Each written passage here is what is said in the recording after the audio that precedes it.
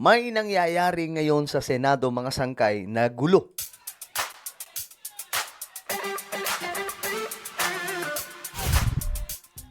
So ayun guys, kalat na kalat po ito ngayon mga sangkay, no? Usap-usapan po sa mga balitaan, sa panig po ng mga media, itong nangyayaring kaguluhan sa Senado. Kung ano po yan, pag-uusapan po natin. Anyway, bago tayo magtuloy-tuloy sa mga hindi pa po dyan nakakapag-subscribe, makikita nyo po yung subscribe button sa baba ng video na to. I-click nyo lamang po yung subscribe, i-click ang bell, at i-click nyo po yung all. Sa mga nanonood po sa Facebook, i-follow nyo po yung ating Facebook page. Okay, diretso po tayo mga sangkay. Sa Senado daw po, nagkakaroon po ngayon ng banta ng kudita. Ngayon, nakaraan mga sangkay, nautakan nga po ng mga nasa side ng majority ang Duterte Block.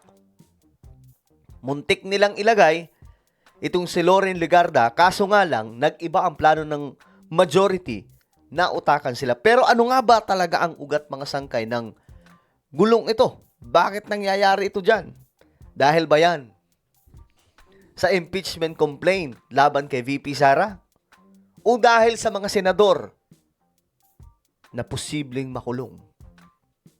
Apat po yun na senador, mga sangkay. At dako naman tayo sa usaping kudeta sa Senado. Posibleng dahilan daw niyan ang pagkakatanggal kay Senator Amy Marcos bilang chairperson ng Committee on Foreign Relations.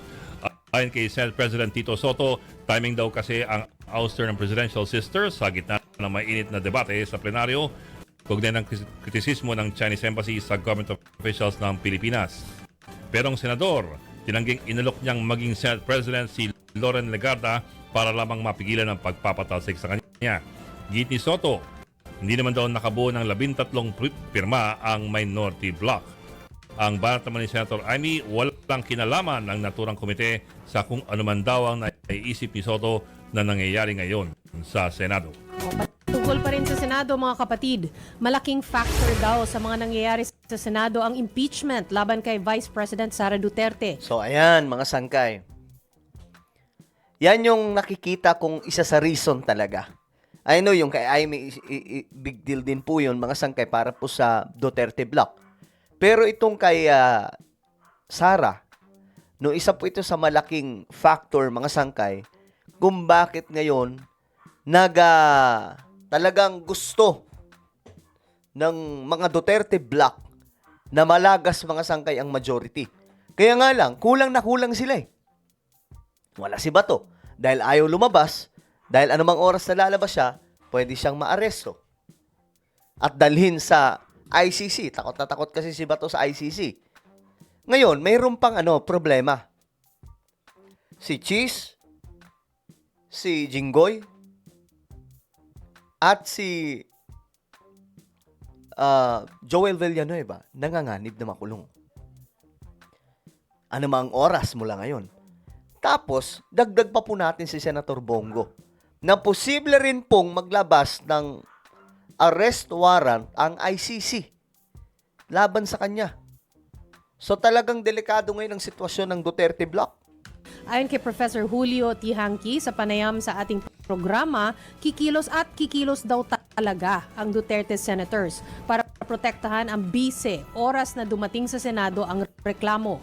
Nakalulungkot lang daw na nananaig ngayon ang political interest ng mga senador kaysa sa tunay na isyu ng bayan na maanumalyang flood control projects at pagpapanagot sa mga sangkot. Pero kung si Tihangki raw ang tatanungin, bold game daw na maituturing ang attempt na patalsikin sa pwesto si Senate President Tito Soto. Pag sinabing bold game, mga sangkay, talagang matindi po ang plano na yon. Napatalsikin si Tito Soto bilang Senate President. Nakita niyo naman yung sagot ni, di ba? Sagot po ni Cayetano nung tinatanong siya, mga sangkay. Talagang mahahalata mong may pinaplano itong grupong to eh. Yun nga lang, hindi raw pulido ang plano. At sa lumutang na ideya ng kauna-unahang babaeng Senate President, iginiit ni Tihangki na mas maraming risk sakaling umanib si Senator Loren Legarda sa minority block. Kahit daw kasi malaki ang makukuhang advantage ng minorya kay Senator Legarda, hindi umano masisiguro ng senadora na siya ang uupo sa driver's seat. Mabigat yung yung sinabi. Hindi mabigat. So, ang mangyayari, halimbawa, nakuha mga sangkay nila Cayetano si Loren Legarda. Ang mangyayari, para magiging tuta lamang po si Loren Legarda ng Duterte Block. So, ganun ang mangyayari. So, ganyan-ganyan lamang po ang itsura ng Senado, mga sangkay. Yung kanilang session hall. Pero, may nagaganap palang hidwaan sa loob, mga sangkay. Mayroong banggaan na nagaganap, no, ng tahimik lang. Meaningful, Ed. Yung sinabi ni SP Soto sa kanyang Zoom interview with the Senate reporters kaninang umaga tungkol sa, yun, yung, at least, ilang araw na kasi nilang parang inaamin na nagkaroon talaga ng power struggle. Pero kanina yung sinabi, yung definitive na hindi nakabuo ng needed numbers to shift yung power ng from yung minority ay magiging majority. Hindi daw nakuha yon.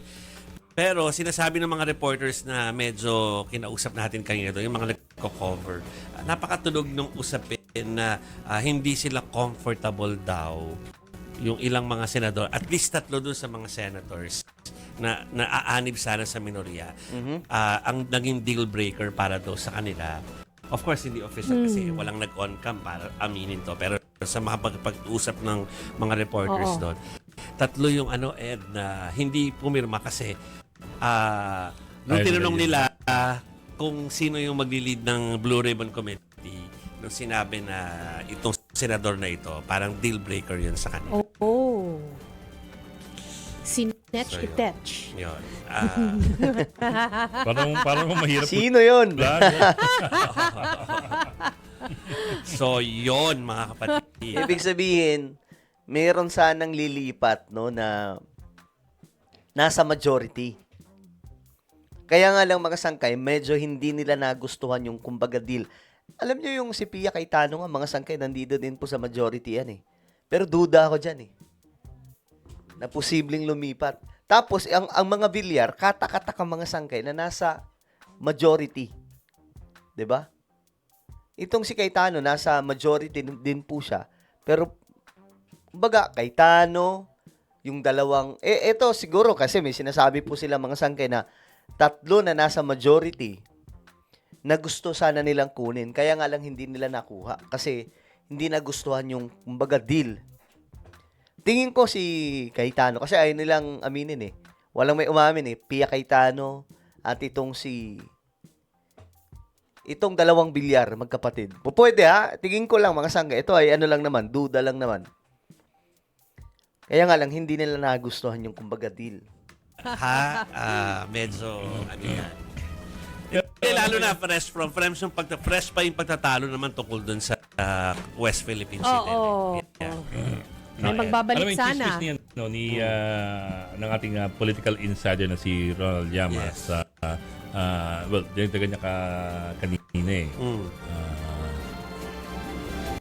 Hindi niya sinabi yun on cam eh. Huwag lang.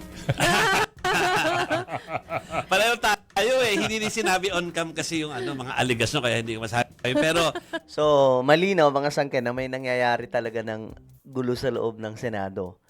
May mga alam po ang mga reporter eh. Na may mga alam po sila kung sino eh. Ayaw lang nilang i-mention kung sino-sino ang mga ito. Mga muntik pong lumipat sa kabila pero hindi natuloy.